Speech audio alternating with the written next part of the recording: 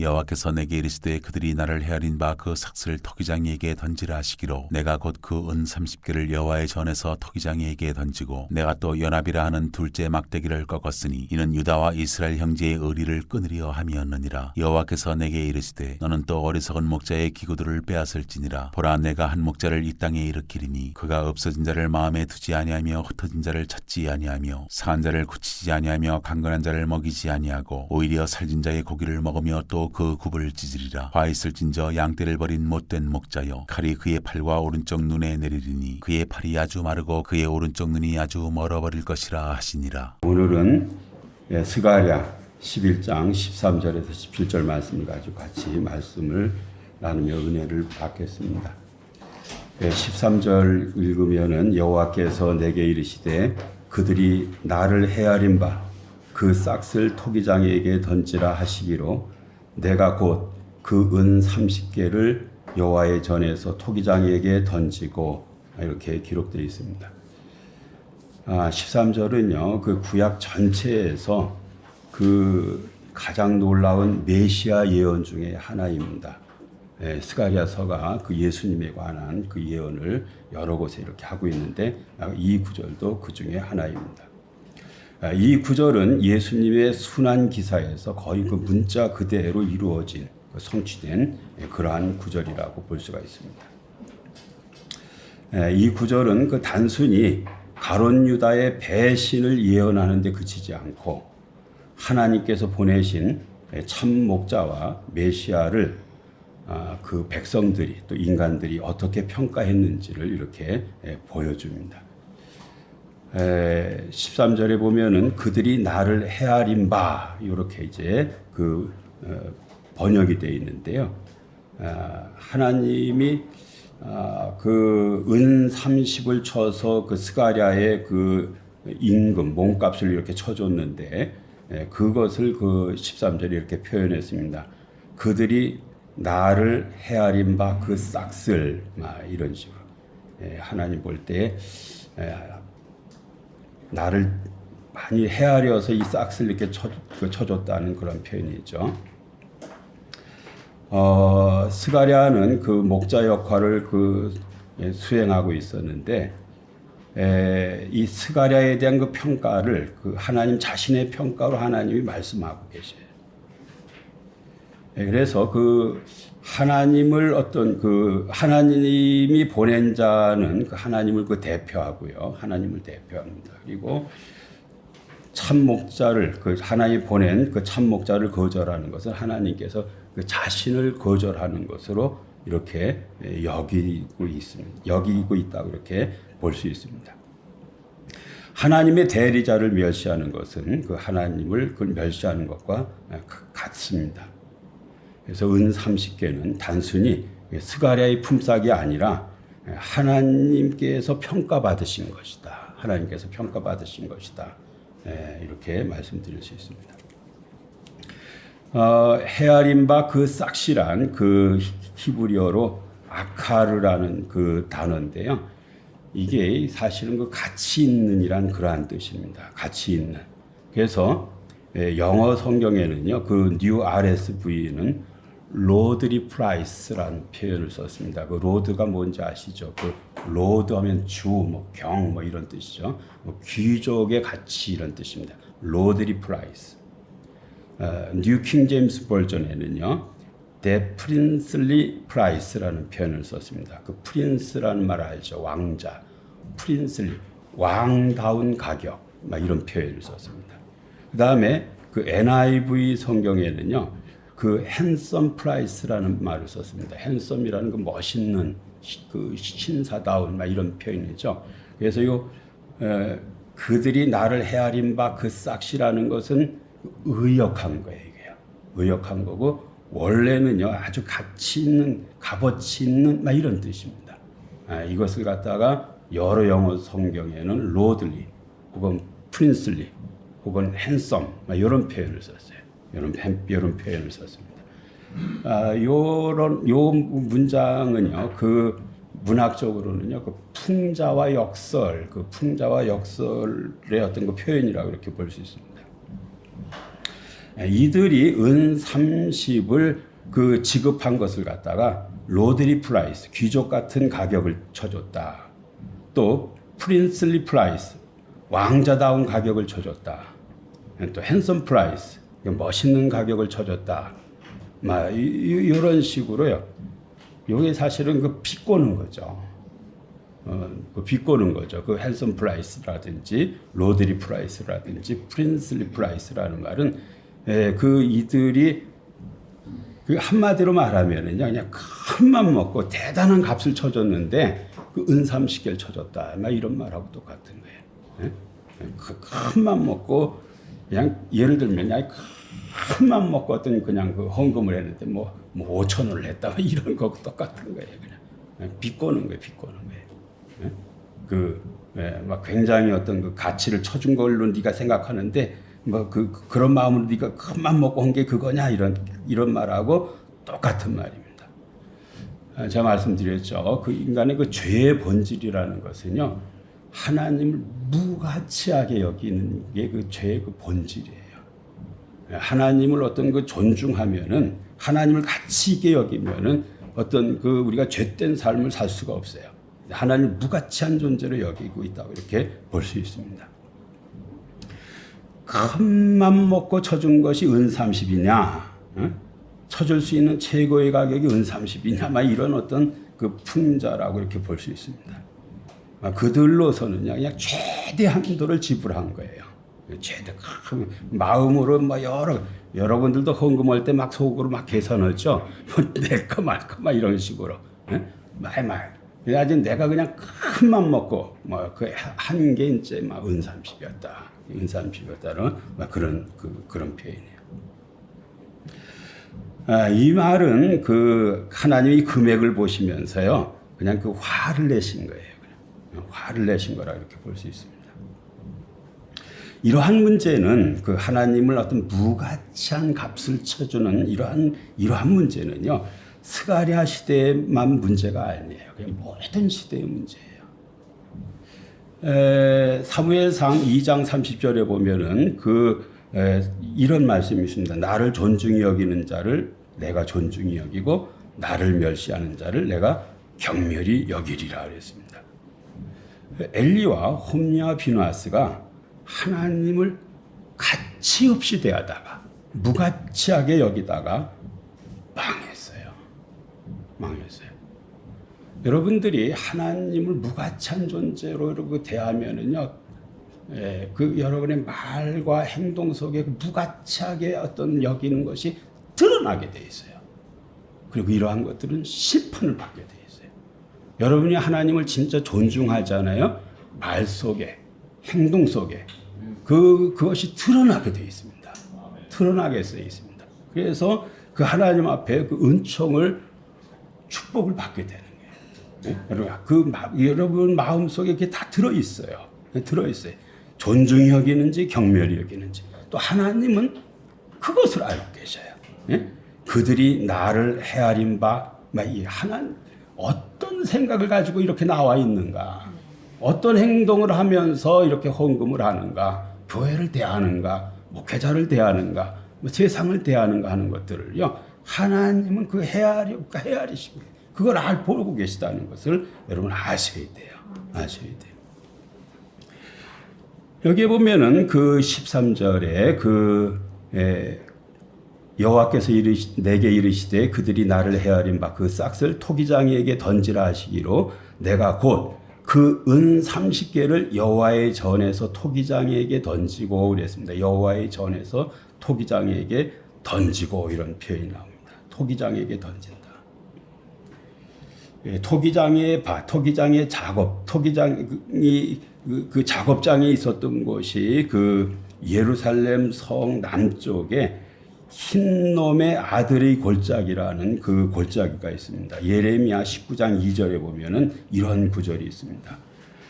하시드몬 어귀 곁에 있는 흰놈의 아들의 골짜기로 가서 거기에서 내가 내게 이런 말을 선포하여 뭐 이런 표현이 있습니다.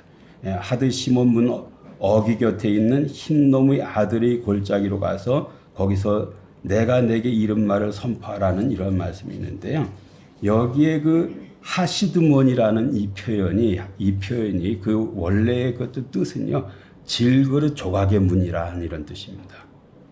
질그릇 조각의 문하고 흰놈의 아들의 골짜기가 이게 같은 지역이에요, 이게요.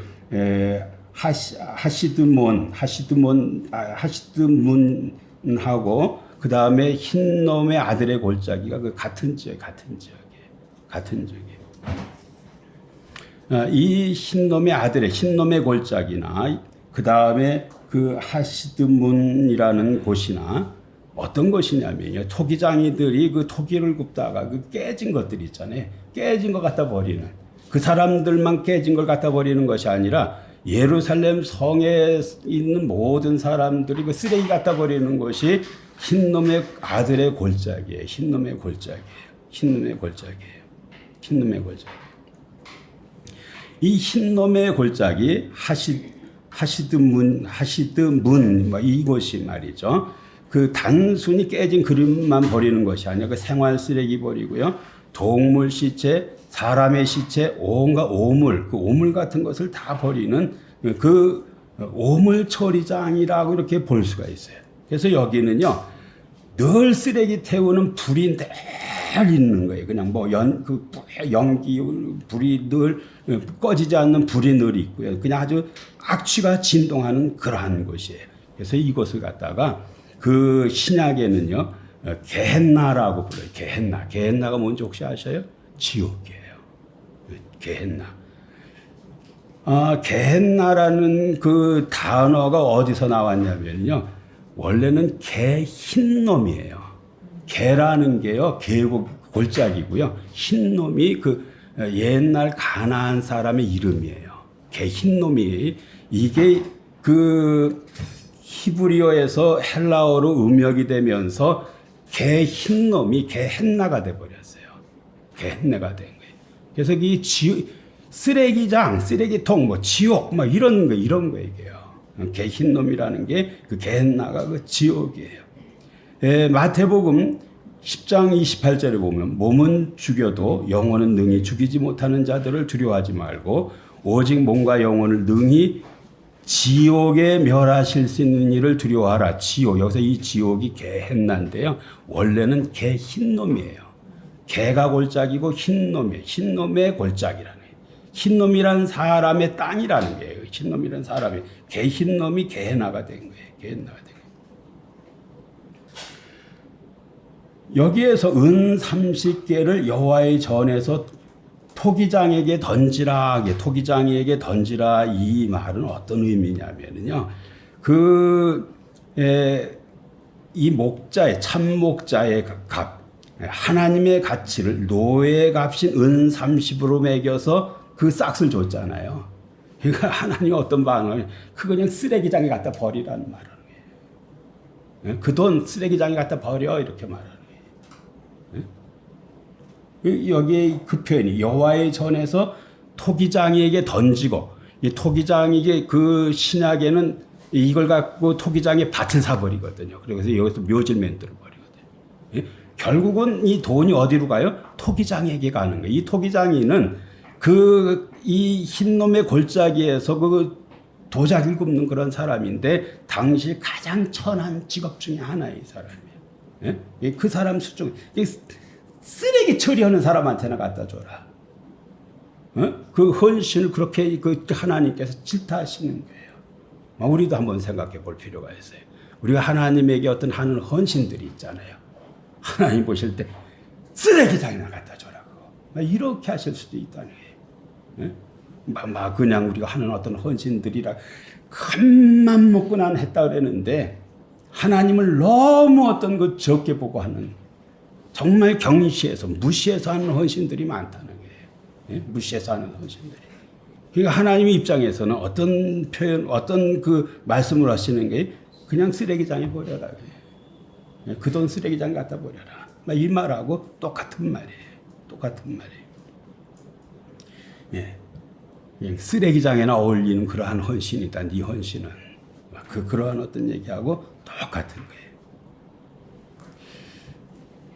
13절에 그 은 30개를 여호와의 전에서 토기장에게 던지고 이런 표현이 여기에서 중요한 표현 중에 하나가 뭐냐면은 여호와의 전에서 했다는 말이에요.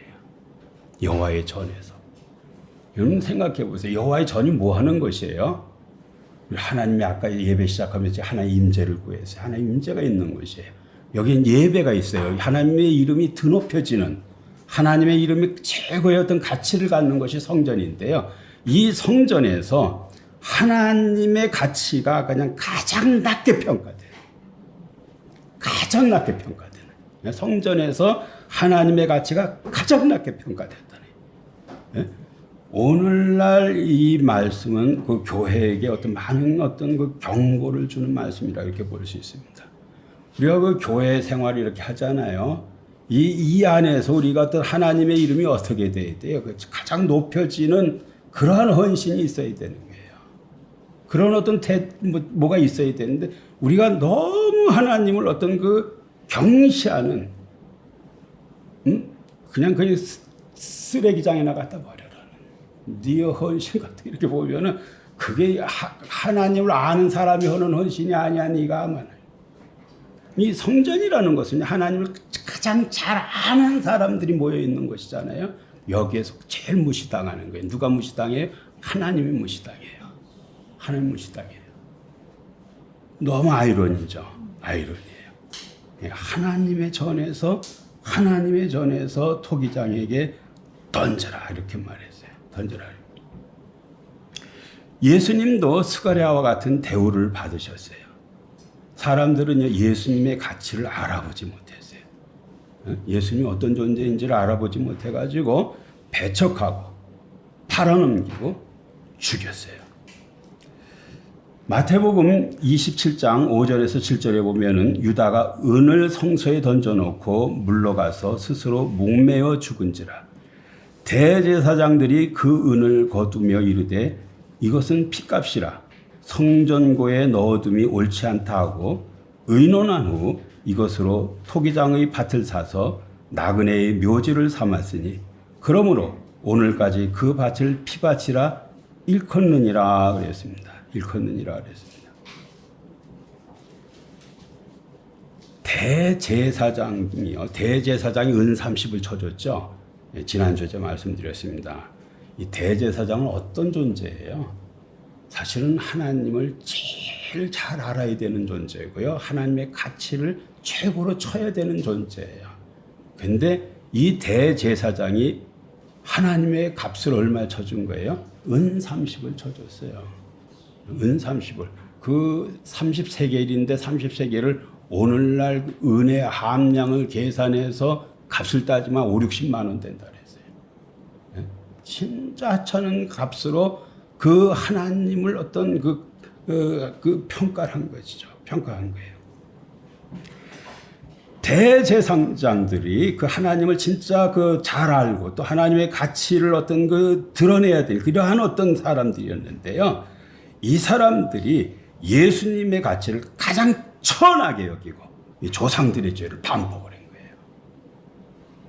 스가랴 시대의 어떤 그 사람들이 하나님을 무가치한 존재로 여겼는데 지금 그 신약의 이 사람들이 그 일을 똑같이 하고 있다는 거예요.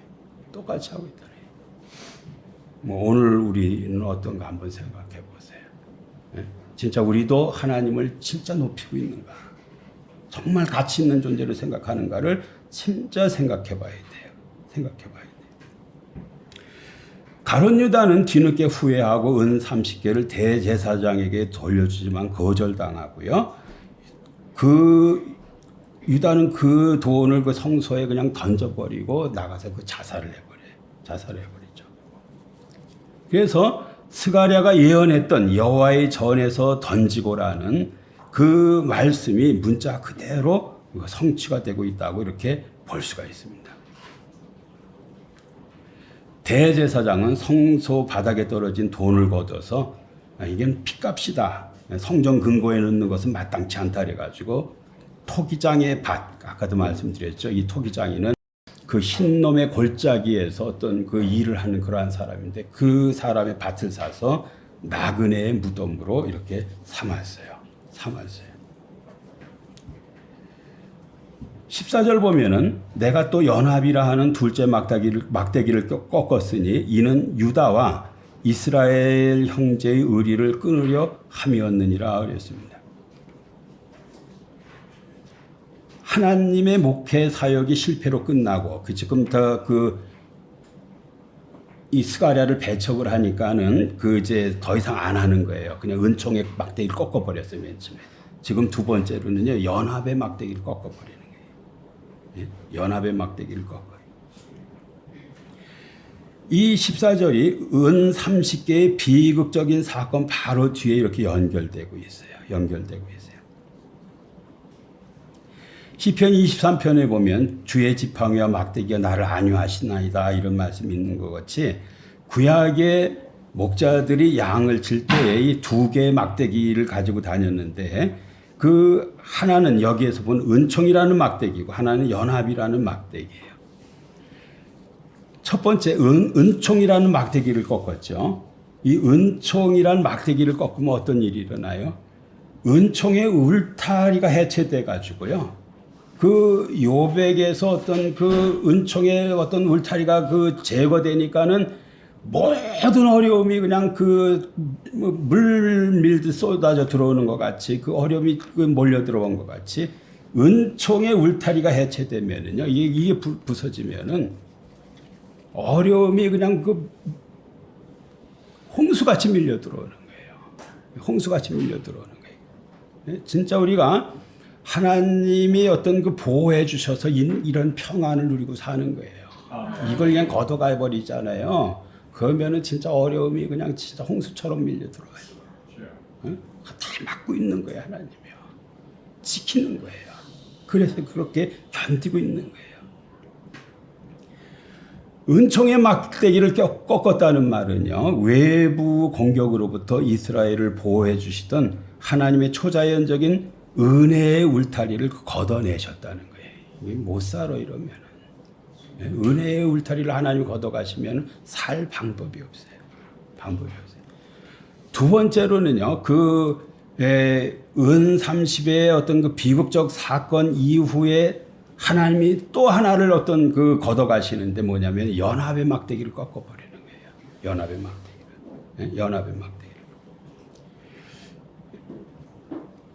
연합의 막대기를 꺾는다는 것은요, 공동체 내부의 어떤 결속력과 영적인 유대감을 완전히 깨트려 버리는 거예요.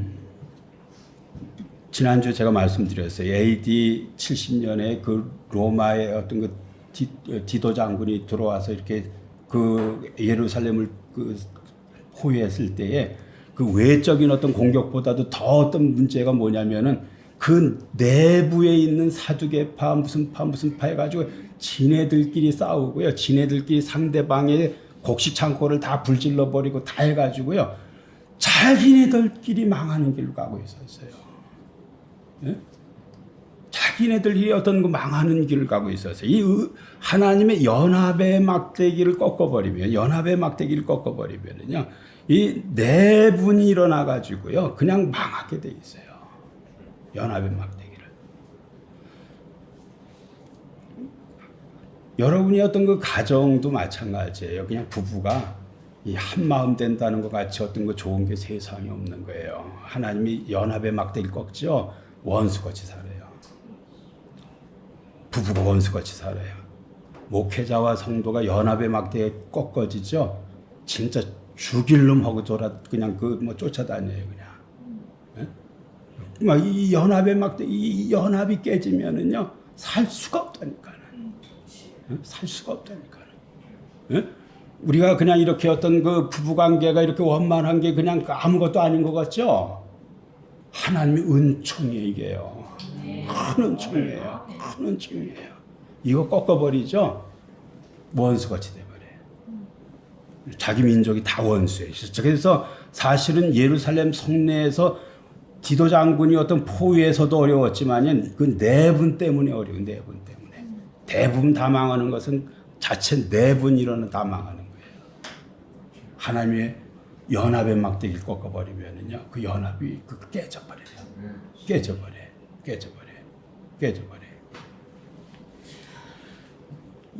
이 사람들은요, 그냥 그 예수님을 죽이고 그 성전 체제를 그냥 그대로 유지하고, 그래서 자기 어떤 그 기득권을 계속 어떤 그 유지하는 이러한 삶이 어떤 그 이어지리라고 생각하고 예수님을 배척을 했어요. 그런데 하나님이 은총의 막대기를 꺾어버리니까 어떤 일이 일어났어요? 그러한 모든 공동체가 완전히 산산조각이 나는, 그냥 돌 위에 돌 하나도 어떤 놓이지 않는 그러한 어떤 지경으로 딱 떠져버렸어요. 사람이 결속한다고 결속이 되는 게 아니에요.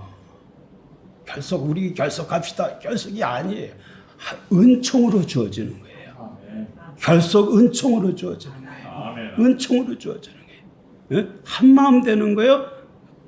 이거 하나님의 은총이에요. 근데 이거 꺾잖아요. 다 그 각각이 돼버리고 서로 적대하고. 제일 어떤 무서운 심판 중에 하나가 공동체로 묶어놨는데 그 공동체 구성원이 다 적대하고 있는 거예요. 부부가 적대하고, 교우 상호 간에 적대하고, 공동체가 적대하고, 자기끼리 하는 거예요. 자기끼리. 이러다가 어떤 일이 생겨요? 망하는 일이 생기는 거예요. 망하는 일이 생기는 거예요. 하나님과의 관계가 무너지면요, 사람과의 관계도 다 무너져요. 연합은 하나님의 선물이에요. 연합은 하나님의 선물이에요. 죄의 본질은 그 죄의 본질적인 어떤 그 문제가 있는데, 반드시 죄는요, 관계를 다 파괴시켜버려요. 관계를 파괴시켜버려요. 반드시 분열을 낳아요. 뭐가? 죄가 그렇게 만들어요. 죄가 그렇게 만들어요. 15절에 보면은 여호와께서 내게 이르시되 너는 또 어리석은 목자의 기구들을 빼앗을지라 그랬습니다. 여호와께서 내게 이르시되 너는 또 어리석은 목자의 기구들을 빼앗을지라 그랬습니다. 여기에 기구들을 빼앗는다라는 말은요, 빼앗는다라는 말보다는요, 취한다, 가진다라고 번역하는 게 훨씬 더 좋습니다. 그래서 그 NIV 성경에는요, 이것을 take라고 번역을 했어요. take again in the equipment of a foolish shepherd 그랬어요. 여호와께서 내게 이르시되 너는 또 어리석은 목자의 기구들을 테이크해라 그랬어요. 테이크. 취해라 그랬어요. 취해라 그랬어요. 이게 무슨 얘기냐면요, 지금 그 하나님께서 이 스가랴에게 상황극, 역할극을 하나 시키고 있는데요. 어떤 역할극을 시키냐면요, 이제까지는 선한 목자 역할을 했는데요, 지금부터는요, 어리석은 목자의 역할을 하는 거예요. 상황극을 하는 거예요. 상황극을 하는 거예요. 예? 그래서 take, again in the equipment, 목자들, 어리석은 목자가 갖고 있는 of a foolish shepherd, 어리석은 목자들이 갖고 있는 장비들을 다 이렇게 이제 장착을 하고 어리석은 목자 흉내를 내라 이렇게 말하는 거 똑같은 거예요. 왜 그래요? 이 사람들이 참 목자를 거절했기 때문에 참 목자를 거절한 하나님의 심판이 있는데, 그 심판이 뭐냐면요, 어리석은 목자를 갖다 주는 거예요.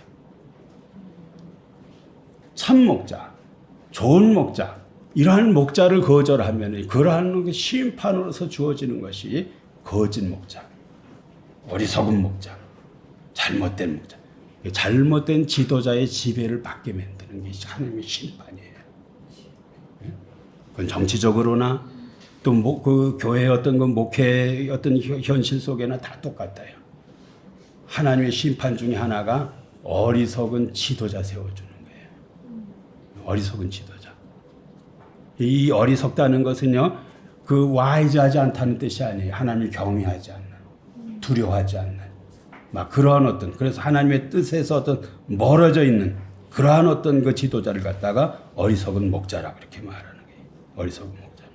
악하고 어리석은 지도자를 참 목자 대신으로 세운다는 그런 어떤 상황극에 이 스가랴가 지금 이제 나서고 있는 거예요. 말씀드린 대로 무서운 심판 중에 하나가 잘못된 지도자에게 백성을 넘기는 거예요. 참목자의 그 은총의 막대기, 연합의 막대기, 보와 은총과 연합이 떠난 그 자리에 그 대신 뭐가 들어섰는가? 어리석은 목자가 들어섰어요. 그 대표적인 게 그 디도 장군 같은 사람이에요. 와가지고 그냥 다 괴멸시켜버리는, 완전히 다 회파시켜버리는. 뭐 어떤 그 종교 지도자들도 어떤 어리석은 지도자들이지만요, 궁극적으로요 그런 그 로마의 어떤 그러한 어떤 지도자들도 다 어떤 이 어리석은 지도자에 해당되는 그러한 사람들이에요. 피밧을 사고 메시아를 죽인 유대 사회가 맞이한 영적 황폐함이 이러한 어리석은 목자의 기구 아래 다 놓이는 그러한 심판을 받는다고 이렇게 볼 수 있습니다. 그 다음에 그 16절 보면은 보라 내가 한 목자를 이 땅에 일으키리니 그가 없어진 자를 마음에 두지 아니하며 흩어진 자를 찾지 아니하며 상한 자를 고치지 아니하며 강한 자를 먹이지 아니하고 오히려 살찐 자의 고기를 먹으며 또 굽을 찢으리라 그랬습니다. 요 구절은요 15절에 어리석은 목자를 설명하는 거예요. 어리석은 목자가 어떤 일을 하는가 하는. 어리석은 목자가 어떤 일을 하는가. 어떤 일을 합니까? 없어진 자를 마음에 두지 않는다. 흩어진 자를 찾지 않는다. 상한 자를 고치지 않는다. 강건한 자를 먹이지 않는다. 이게 아까 말한 그 어리석은 목자가 하는 일이에요. 그런데 이 목자를 누가 일으키냐면요. 보라, 내가 한 목자를 이 땅에 일으킨다 그랬습니다. 하나님이 일으켜요. 어떤 목자를? 거짓 목자, 어리석은 목자, 악한 목자. 왜 이런 일이 일어나요? 참 목자를 거절했기 때문에, 스가랴를 거절했기 때문에 일어나는 거예요. 일어나는 거예요.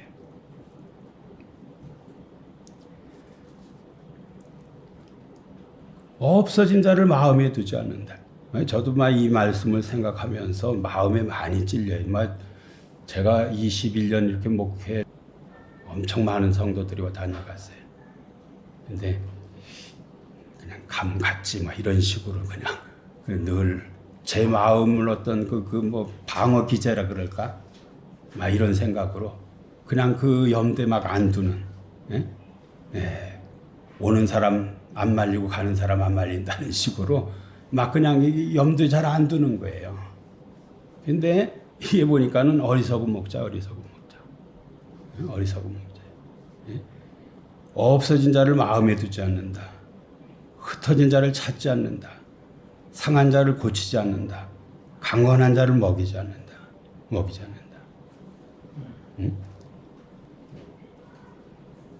내가 그냥 어리석은 목자 같더라고. 이게 읽으면은. 그 사람들에 대한 어떤 그 관심 다 끄고 사는 거. 어리석은 목자는 양들의 생명과 안위에 관심이 없어요. 죽어가든 길을 잃든 상처를 입었든 다 방치해요. 영혼 돌보는 일에 전혀 관심이 없어요. 이것을 경고하고 있다고 볼 수 있습니다. 또 16절에 보면은 살찐 자의 고기를 먹으며 또 그 굽을 찢으리라 그랬습니다. 목자는요, 이 어리석은 목자는 양을 그냥 먹을 고기로 생각하는 거예요. 어떤 돌봐야 될 어떤 목양의 대상으로 생각하는 것이 아니라 먹을 자기 배를 채울 고기로 취급하는 거예요. 마태복음 23장 14절에 보면은 예수님이 이런 말씀을 하셨어요. 그 당시 바리새인과 사두개인을 책망하며 하신 말씀이 있는데요. 과부의 가산을 삼키는 자들이라 그랬어요. 과부의 가산을 삼키는 자들이다. 여러분 이게 무슨 뜻인지 잘 모르죠. 어떻게 바리새인이나 사두개인이 그 과부의 가산을 삼킬까? 과부의 가산을 어떻게 삼킬까? 잘 모르시죠? 어떻게 삼키냐면요. 뭐 여러 방법이 있습니다. 대표적으로요. 이 과부는 남편이 죽은 사람이죠. 이 남편이 죽으면 이 사람 재산 정리를 해야 돼요. 근데 그 당시에 여자들은요. 글을 몰라. 법을 몰라. 그래서 이 법률 뭐 이런 어떤 것을 누가 처리해 주냐면요. 이 글을 아는 바리새인이나 사두개인이 해결해 줘요. 이걸 하면서요. 터무니없는 수수료를 떼어가거나 이건 또 약과예요.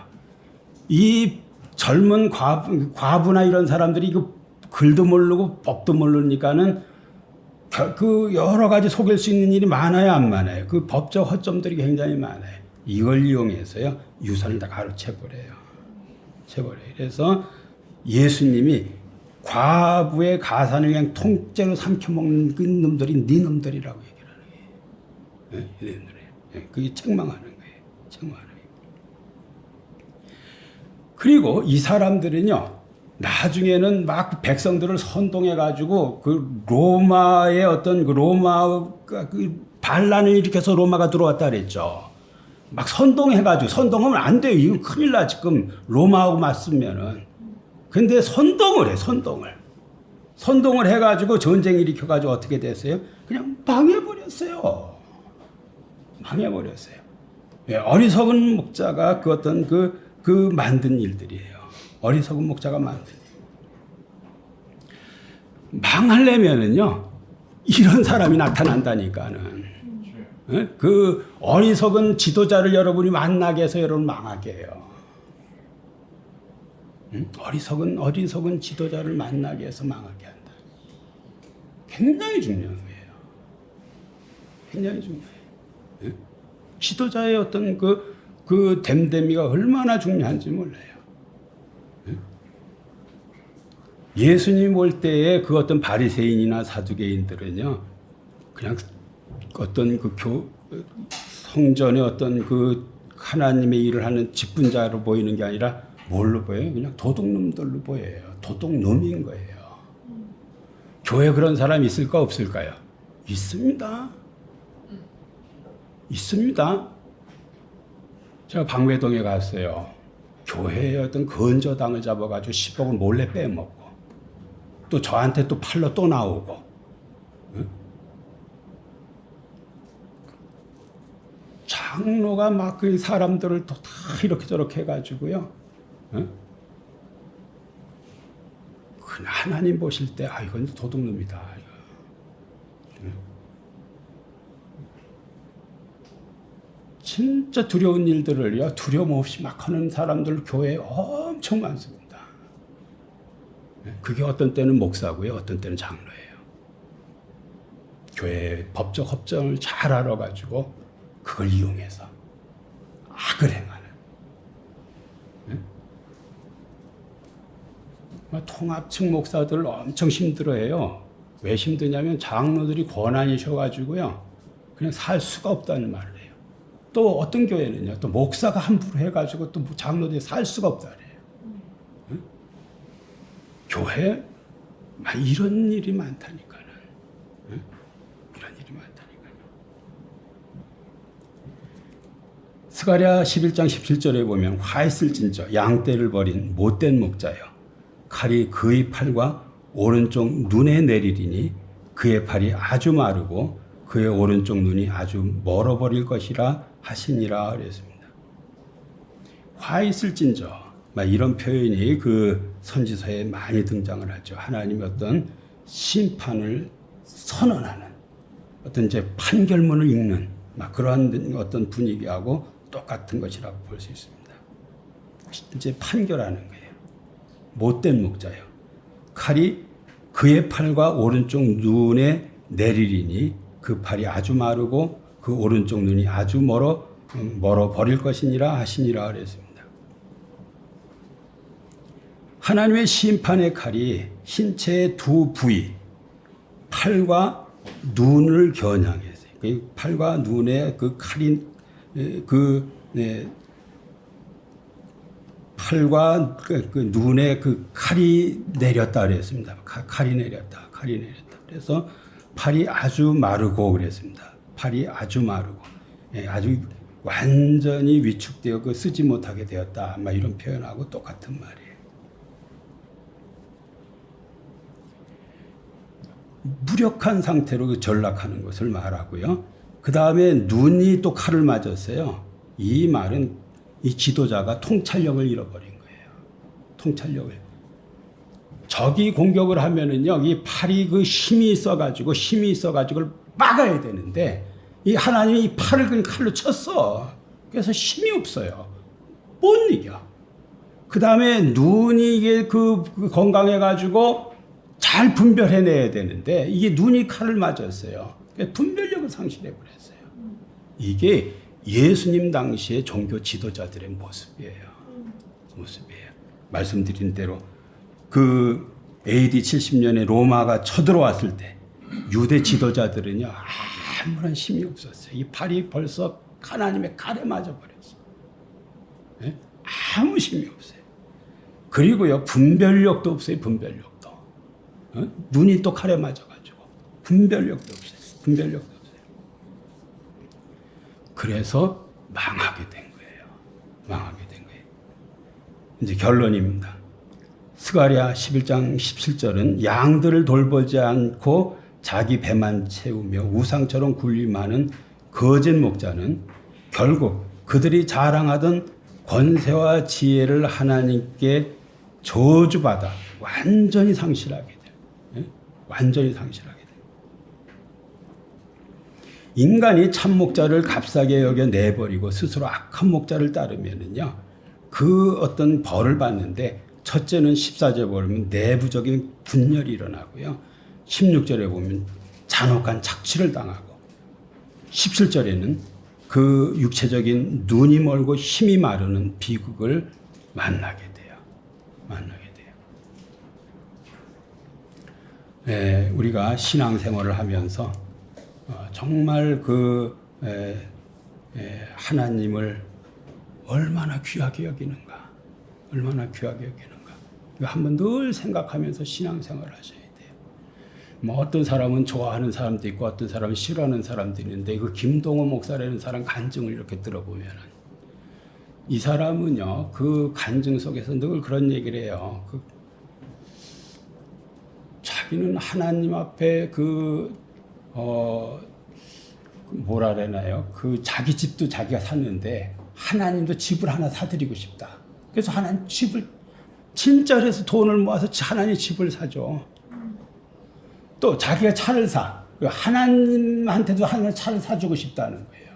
그것도 그런 식으로 어느 기회가 하나님 앞에 또 차를 하나님 앞에 드리는, 이런 식으로 하나님에 대한 가치가 자기에게는 굉장한 가치가 있다는 것을 갖다가요, 그런 걸로 표현을 하는 거예요. 예? 하나님에 대한 가치. 근데 하나님을 얼마나 가치 있는 존재로 여기고 있는가. 예? 아까 말씀드렸죠. 하나님을 어떤 식으로 여기는가 하는 것은 다양한 모습으로 나타난다. 말로도 나타나고, 행동으로도 나타나고, 다양한 모습으로 나타나는데, 저 사람이 하나님을 진짜 가치 있게 여기고 있구나 하는, 하나님을 그냥 몇 푼짜리로 여기는구나 하는, 여러분이 드리는 헌금을 봐도 알 수 있어요. 헌금을 봐도 알 수 있어요. 진짜 몇 푼짜리로, 서푼짜리로 하나님 생각하는구나 하는, 저 사람은 이제 진짜 어떤 그 하나님을 귀중한 존재로 여기는구나 하는, 모든 면에 나타나게. 이 사람들의 어떤 그 몰락은 다른 거 하나도 없어요. 하나님을 무가치하게 여겨서 망한 거예요. 무가치한 존재로 여기니까 배척을 해버려. 배척을 하니까 그 심판을 뭐가 와요? 어리석은 목자가 오는 거예요. 어리석은 목자가 어떻게 해요? 여러분을 파멸로 이끌어가는 거예요. 파멸로 이끌어가는 거예요. 다 망하게 만드는 거예요. 여기에 있는 모든 성도들은 진짜 남은 생에는 하나님을 최고의 가치로 여기는, 정말 우리 찬송가 가사에 이런 게 주에서보다도 귀한 것은 없다는, 명예보다도 물질 모든 보다도 귀한, 남은 생에는 좀 그렇게 좀 사셔야 돼요, 여러분요. 그렇게 살 때에 진짜 하나님이 주시는 어떤 은총들이 있어요. 아멘. 네, 은총들이 있어요. 거꾸로 하나님 멸시하고 무시하죠. 하나님도 다 하셔. 그래서 그 그냥 쓰레기통에나 갖다 버려. 그런 헌신들은 흰놈의 골짜기, 응? 쓰레기통에 갖다 버려. 이런 헌신들이 있고 하나님 늘 기억하는 헌신들이 있는 거예요. 그런 헌신한 여러분 되시기 바랍니다. 네, 기도하겠습니다. 하나님 아버지, 하나님에 대한 사랑이 없었던 것을 아버지 하나님 회개합니다. 하나님을 아버지 하나님의 정말 무가치한 가치 없는 존재로 여기고 행하고 말하고 한 것을 용서를 빕니다.